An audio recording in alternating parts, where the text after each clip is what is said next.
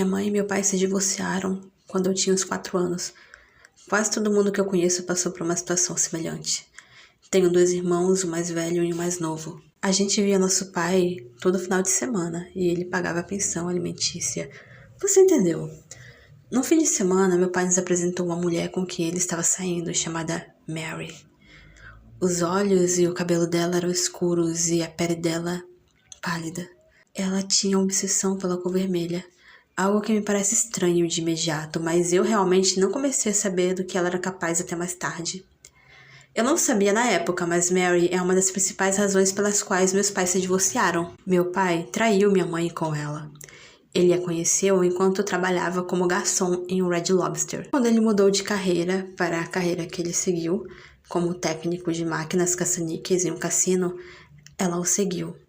A Mary seguia meu pai para qualquer lugar. Eles se casaram bem rápido depois que minha mãe e meu pai se divorciaram. Eu nem sabia que tinha rolado um casamento até mais tarde. Minha mãe a odiava. Ela nunca falou mal do meu pai ou da Mary na frente dos meus irmãos e de mim. Ela sentia que era importante que a gente tirasse nossas próprias conclusões, mesmo que essa mulher fosse parte da razão pela qual o casamento dela acabou.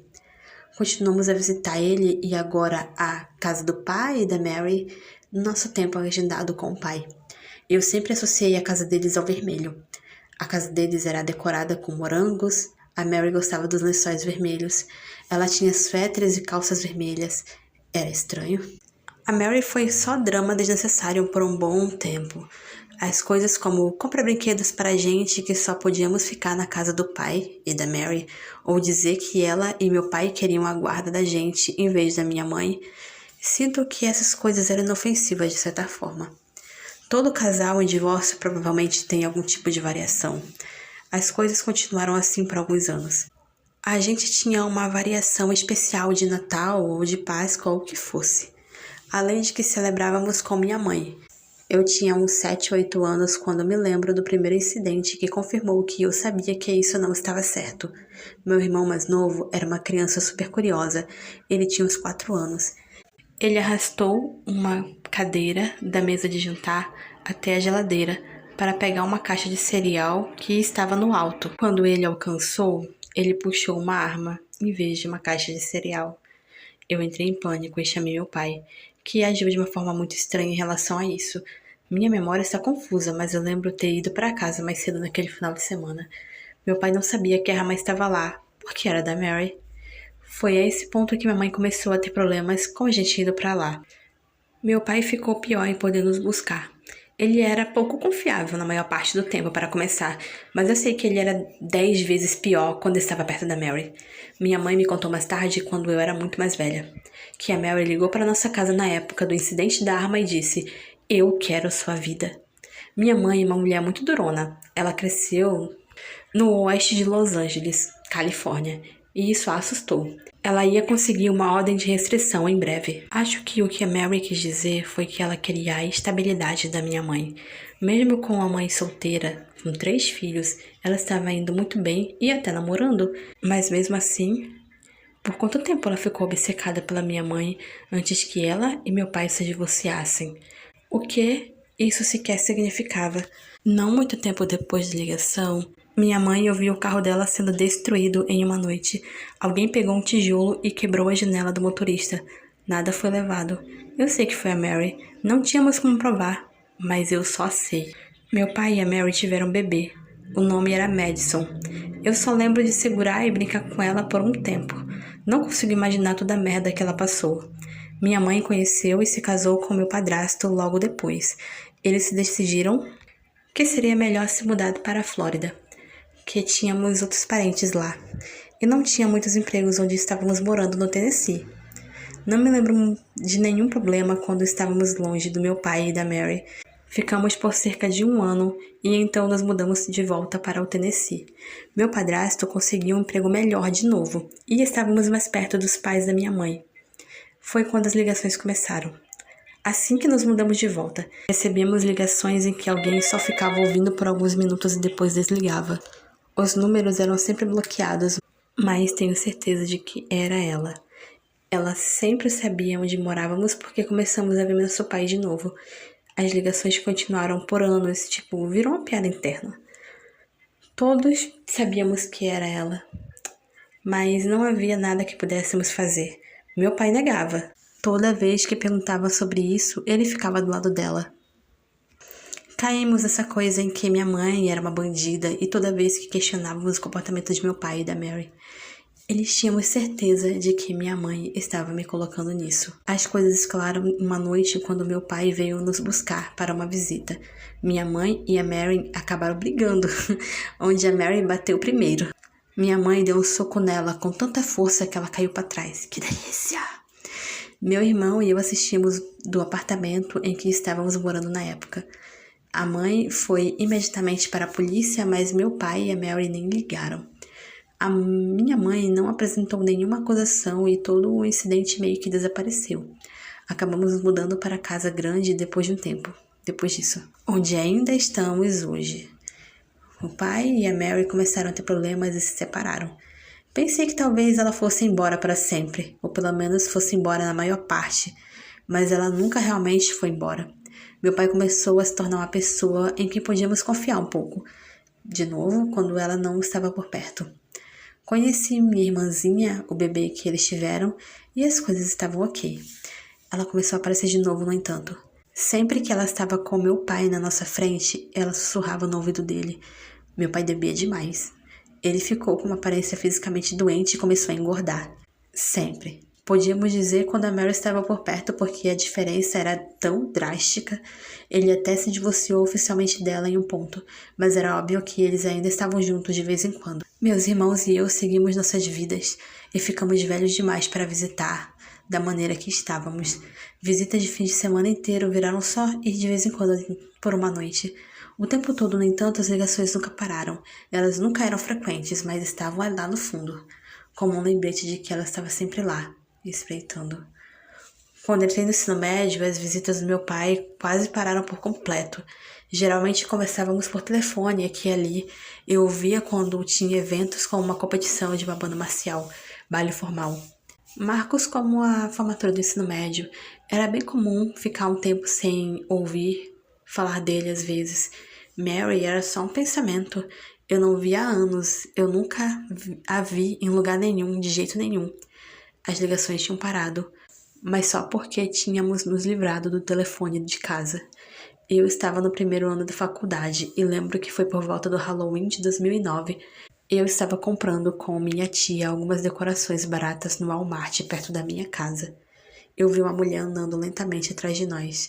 E minha tia e eu demos uma dupla olhada. Era Mary. Ela estava totalmente nos seguindo pela loja. Ela parecia ter talvez uns 50 ou mais do que eu vi pela última vez. Suas roupas estavam desgrenhadas. Minha tia estava me cutucando, pedindo para ir falar com ela, porque não tínhamos certeza se realmente era ela. Poderia ser alguém que só parecia muito semelhante. Eu criei coragem e fui até lá. Seu nome é Mary? Perguntei. Sim. Oi, Samantha, como você vai? Usar meu nome assim realmente me pegou de surpresa. Ela sabia quem eu era e não estava se preocupando em falar comigo. Ela nem agiu como se estivesse sendo pega. Perguntei a ela se ela tinha falado com meu pai ultimamente, porque fazia um tempo que eu não ouvia falar dele. Ela jurou de pés juntos que não falava com ele há meses, o que mais tarde descobri ser mentira. Esse foi o começo do desaparecimento do meu pai. Depois que havia, algo aconteceu. É difícil determinar o que, mas ele desapareceu completamente.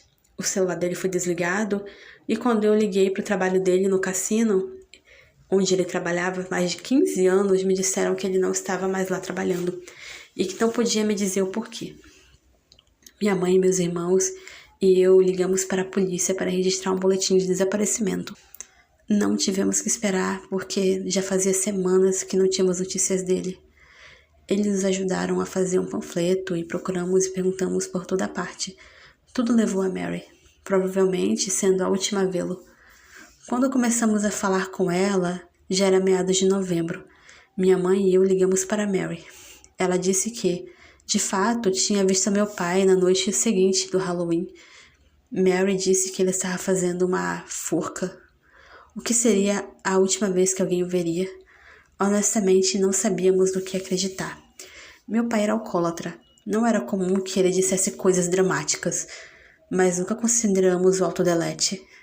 Quando contamos aos detetives o que Mary nos disse, eles a fizeram comparecer para o interrogatório. Ela contou aos detetives uma história completamente diferente e as datas delas continuavam mudando. Não havia nenhuma evidência de nada, no entanto. Então, não havia muito que pudessem fazer. Os detetives, no entanto, nos disseram que não deveríamos mais falar com ela. Para citá-los, não sabemos do que ela é capaz. As coisas continuaram assim até o encontrarem em 4 de janeiro de 2010. Meu pai foi encontrado sem vida em um depósito. Ele tinha estacionado o carro, fechado a porta da unidade e o deixou funcionando até morrer. Ele já estava lá há 63 dias. Haviam cartas de finalização, todas datadas de 2 de novembro. Uma para minha mãe, uma para cada um de seus filhos. Mas uma carta especial longa para Mary, onde ele se derretia e falava sobre como ela era mulher maravilhosa.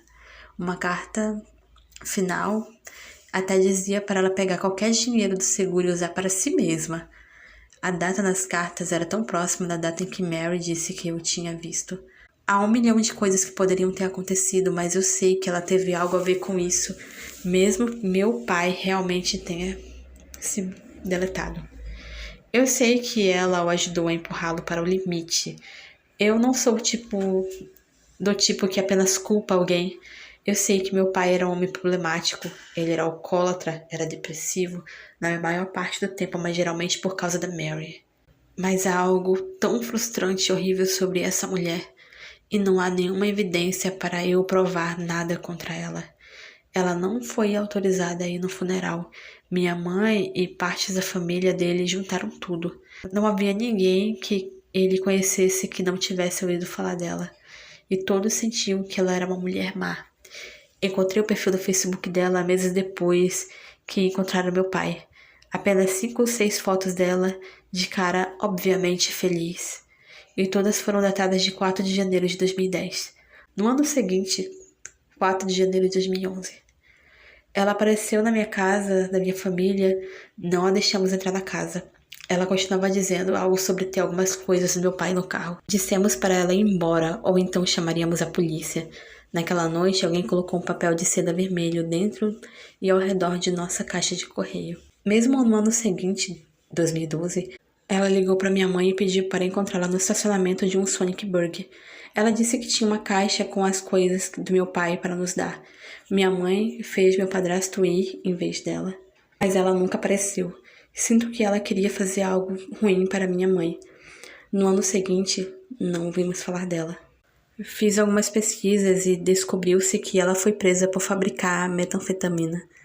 Fez algum sentido para algumas coisas, mas ainda tenho tantas perguntas e problemas que não foram respondidos. Supostamente ela foi liberada em algum momento do ano passado, verão de 2014, eu acho. A instituição correcional em que ela estava tem um site e diz que ela foi libertada por bom comportamento e reabilitação. Encontrei um Facebook diferente que mostrava uma foto com outra família.